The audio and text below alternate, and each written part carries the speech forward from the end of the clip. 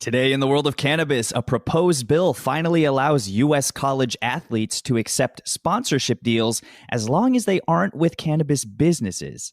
The Mississippi governor gets a little Reefer Madness on Twitter, and the first medical cannabis dispensary opens in the Ozarks. It's Wednesday, November 4th, and this is your TRICHOMES Morning Buzz. Broadcasting live from the TRICHOMES.com studios in Southern California.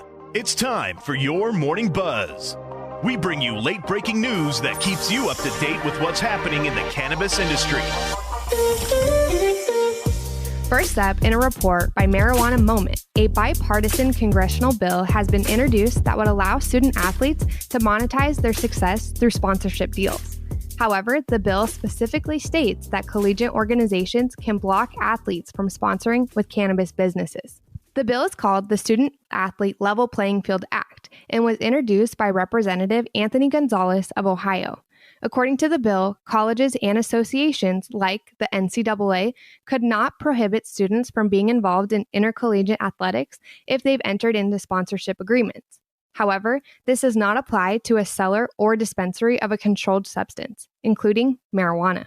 Regardless of the stipulation, Gonzalez praised the bill, saying in a press release that it delivers meaningful reforms and will make a difference in the lives of student athletes of all levels of competition across the country.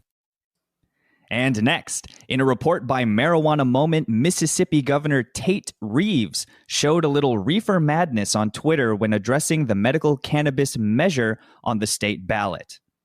There are good folks on all sides of the medical marijuana debate. Most non-stoners say we should be careful and deliberate, Governor Reeves tweeted. Initiative 65 is the opposite.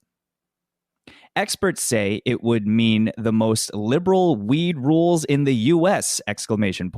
Pot shops everywhere. No local authority, he added. If the legislation were to pass, it would permit municipalities to implement local zoning ordinances and regulations on medical cannabis businesses as long as they are, quote, no more restrictive than those for a licensed retail pharmacy or for, quote, other comparably sized and staffed lawful commercial or industrial businesses. Although Governor Reeves signed legislation last month that allows licensed Mississippi patients to obtain medical cannabis products approved by the Food and Drug Administration, he added that he is staunchly against efforts to make marijuana mainstream. Last up, KY3 reports that Old Route 66, the first medical cannabis dispensary in southwest Missouri, has opened. The initial opening was reserved for VIP customers and featured 3 cannabis strains produced for various medical conditions. It's still surreal for us. We originally thought we'd be open in May. Here it is November, said dispensary owner John Lopez. We've now seen our first retail sales throughout the state, said Jack Caretti, spokesman for Missouri Medical Cannabis Trade Association. First in St. Louis and Kansas City, and now today we are celebrating the first sales here in Springfield, Missouri. According to Caretti, over 66,000 people in Missouri are registered medical cannabis patients.